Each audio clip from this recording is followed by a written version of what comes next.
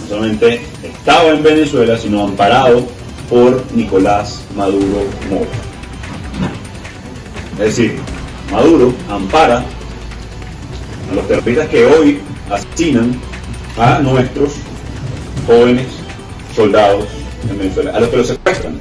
Estos son los acontecimientos más importantes del momento.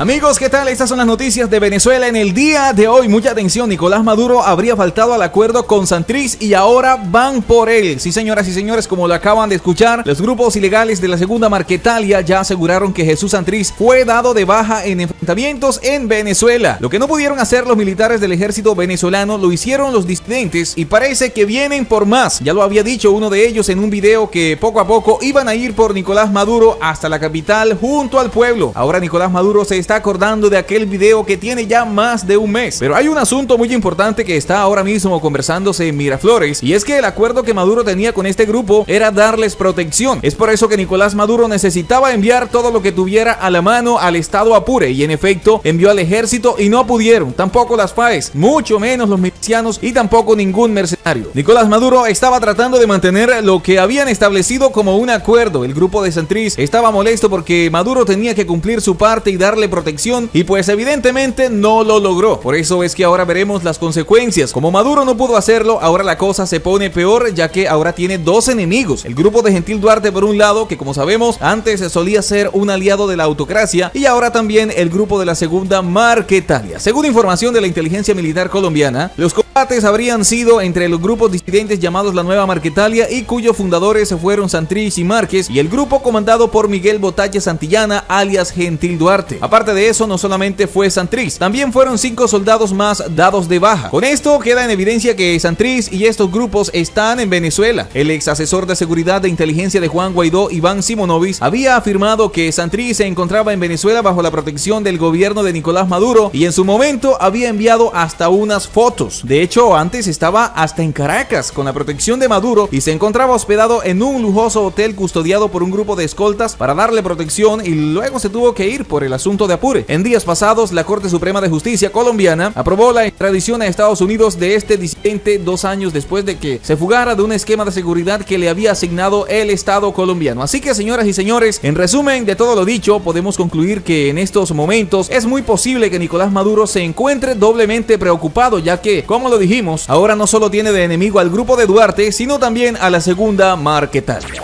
Avanzamos con más información. El socialismo, ese es el camino, yo no tengo la menor duda. Tuve un sueño donde yo decía que Chávez nos iba a poner todo así en las manos y después iba a ser así, que se iba a quitar la careta y iba a ser el propio diablo. Y mucha atención porque vamos a continuar hablando de Venezuela, pero en esta ocasión vamos a hablar un poco acerca de lo que ha sido la revolución, o mejor dicho, mal llamada revolución bolivariana en Venezuela durante los últimos 22 años. Y es que en 1999, luego de violentas manifestaciones y protestas, llegó al poder Hugo Chávez Frías, prometiendo una total revolución para mejorar la situación de Venezuela. En la moral de la igualdad, todos somos iguales. Estamos abriendo los ojos y le estamos diciendo al gobierno que estamos casados con la revolución, pero amor con hambre no dura, hermano. Han pasado más de 22 años y muchas de esas personas que estaban dispuestas a defender esa revolución y a dar la vida por él, hoy están desencantadas. La revolución bolivariana fue vendida con un alto componente social, en especial cuando el presidente Hugo Chávez se declaró con el transcurrir de su gobierno como socialista y aseguró que Simón Bolívar fue igualmente socialista, y en nombre de dar poder a los pobres creó diversos programas denominados misiones. Este discurso político y humanista quedó en retóricas durante todos sus discursos, negó querer copiar el modelo soviético o el cubano y afirmaba que cada país podía construir el socialismo a su manera. Hoy, 25 años después, Venezuela maneja niveles de pobreza mayores que Cuba, una de las migraciones más grandes sin estar en conflictos bélicos y un país totalmente quebrado.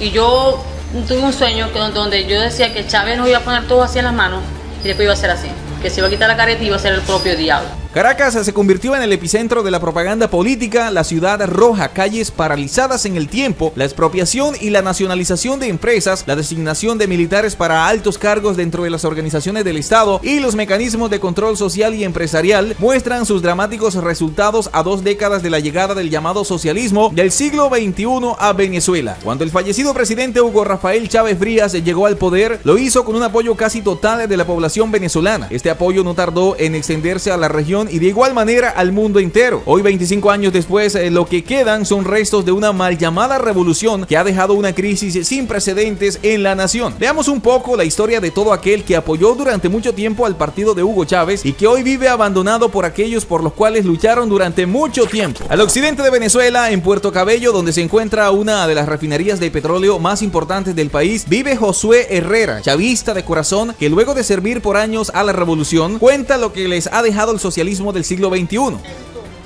Lo que hacen es explotar y echarnos contaminación y contaminación y contaminación y contaminación y llenándose los bolsillos ellos en sus intereses.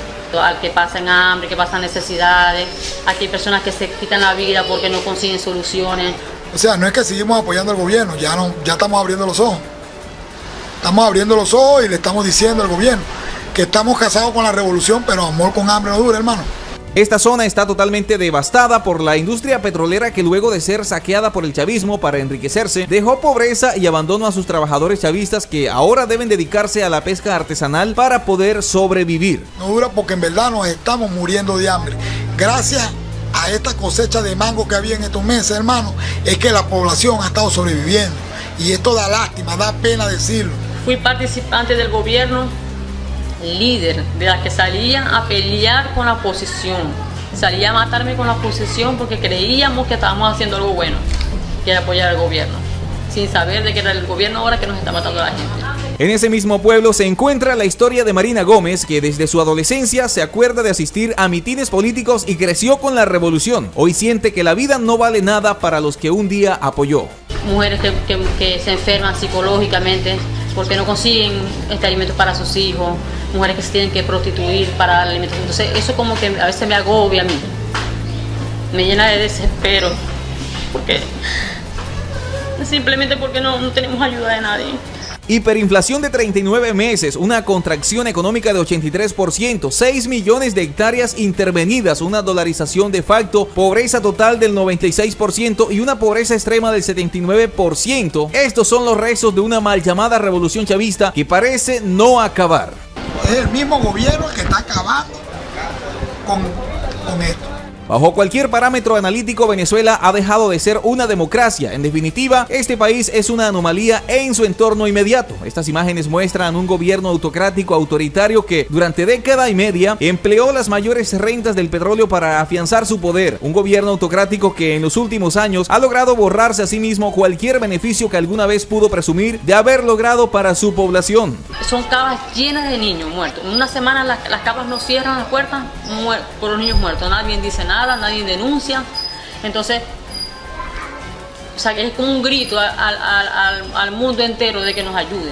Al día de hoy, muchos venezolanos dentro de su país y en otros lugares a donde han tenido que emigrar se sienten arrepentidos de haber creído en ese Mesías, Hugo Rafael Chávez Frías. 24 horas de información. Y muchísima atención porque el funcionario designado por Joe Biden para el hemisferio occidental dijo que deben continuar las sanciones al gobierno autocrático de Nicolás Maduro. Así como lo están escuchando, Brian Nichols, nominado por el presidente estadounidense Joe Biden al cargo de subsecretario del Departamento de Estado para el hemisferio occidental, afirmó en la sesión del Comité de Exteriores para su confirmación en el puesto que la presión sobre el gobierno autocrático de Nicolás Maduro debe continuar. Además, rechazó el levantamiento de sanciones petroleras. En mi opinión, ha dicho, debe haber un enfoque clave en nuestra política que, debo advertir, entiendo que está en revisión dentro de la administración, por lo que esta será mi opinión personal. Comenzó su intervención cuando habló de la crisis en Venezuela. Además, continuó diciendo, creo que tenemos una gran ventaja al tratar con Venezuela, que hay una amplia coalición multilateral que trabaja para promover la democracia. Eso es algo que tenemos que aprovechar de forma rigurosa para empujar al gobierno autocrático de Nicolás Maduro hacia unas elecciones libres y justas. Continuó. Luego expresó, tenemos que apoyar al pueblo venezolano, tanto en el plano político como en el de los líderes de la oposición y el presidente interino Juan Guaidó, así como impulsar la ayuda humanitaria y garantizar que el pueblo de Venezuela tenga acceso a la salud que necesita. Respecto a las sanciones petroleras, indicó, con respecto a los intercambios de diésel en este momento, según tengo entendido, hay suficiente capacidad calidad de diésel dentro de Venezuela, al menos para los próximos 6 meses más o menos. Creo que es algo que hay que vigilar y si vemos que hay un problema allí para el pueblo venezolano, creo que es algo que hay que mirar, insistió. Además continuó diciendo, pero creo que tenemos que mantener la presión económica para negociar con un gobierno que ha demostrado que utilizará tácticas dilatorias para impedir el progreso hacia unas elecciones libres y justas, además de cosas como la liberación de los presos políticos y permitir la libertad de prensa. Tenemos que ser muy cautelosos, subrayó. Más adelante, al ser consultado por el senador Bob Menéndez, agregó, los amplios esfuerzos de Rusia, el país asiático, Turquía y el país de Medio Oriente y otros para evitar las sanciones son profundamente preocupantes. Nosotros que queremos ver democracia en Venezuela, debemos desafiar agresivamente esas acciones y trabajar para asegurar que las ganancias de las actividades criminales no regresen al gobierno autocrático. En marzo pasado, la Casa Blanca anunció en un comunicado la nominación de Nichols, actual embajador en Zimbabue, a donde llegó en 2018 tras haber ejercido como embajador en Perú entre 2014 y 2017. De ser confirmado por el Senado, donde los demócratas tienen una estrecha mayoría, Nichols se convertiría en el primer afrodescendiente en asumir el puesto de encargado de Latinoamérica en el Departamento de Estado desde que lo hiciera Terence Thurman en 1977. Nichols ganó cierto protagonismo mediático el pasado verano cuando rompió filas con el gobierno de Donald Trump y se mostró crítico con la muerte del afroamericano George Floyd, quien perdió el conocimiento mientras un policía blanco presionaba la rodilla contra su cuello. Su comunicado incluía también críticas a la situación de los derechos humanos en Zimbabue y eso desencadenó las críticas del partido del presidente de ese país, que acusó al embajador estadounidense de ser un mafioso y de estar financiando las protestas contra el mandatario zimbabuense. También dirigió la subdivisión que se encarga del Caribe dentro del Departamento de Estado y trabajó en la subdivisión de Centroamérica y en la Oficina de Asuntos Políticos de la ONU. Fue consejero político adjunto en México y al comienzo de su carrera ejerció diferentes cargos en las embajadas estadounidenses en El Salvador, Indonesia y Perú. Así que, damas y caballeros, este podría ser una ficha clave para lograr la libertad en Venezuela, ya que, como sabemos, Estados Unidos está haciendo todo lo posible para que en Venezuela se den elecciones libres y justas. Así que al respecto les queremos dejar la opinión a ustedes. ¿Qué piensan al respecto? Déjenos saber sus opiniones en la sección de comentarios. Así que, amigas y amigos, hasta aquí llegamos con esta emisión de noticias. Esperamos que el video haya sido de mucha utilidad para cada uno de ustedes, que se hayan informado, que es lo más importante. Si es así, no olviden apoyarnos con un like y compartiendo esta información. También les invitamos a que se suscriban si aún no lo han hecho y activen la campanita de notificaciones. Muchísimas gracias por llegar hasta aquí y nos vemos en una próxima emisión de Noticias Internacionales.